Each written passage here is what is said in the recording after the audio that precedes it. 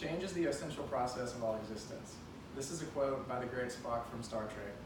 My name is Jared Ridgeway, and 3 interesting and unique qualities that I possess are 1, I am reserved, at least at first.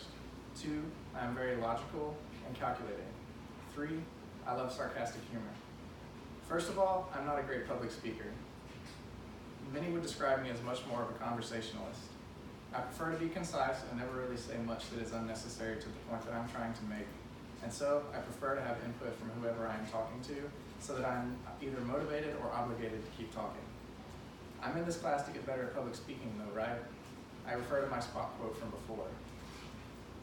This is partly due to both my reservedness as well as how logical I am. An example that supports how logical I am is that I am known amongst my friends as a bubble burster because I will constantly overanalyze things. For example, I always comment on special effects in movies, question people's decision-making process, and I generally just burst bubbles for the sake of logicality. For this, I would compare myself to Spock, who is the king of bubble bursters. I'm one of those, Captain, we have a 0.002% chance of surviving this kind of guys. Third, I love sarcastic humor. Almost any way that I can incorporate some witty, on-the-fly humor is very entertaining to me. The mixed reaction that you get of some people laughing and others being perplexed is highly intriguing.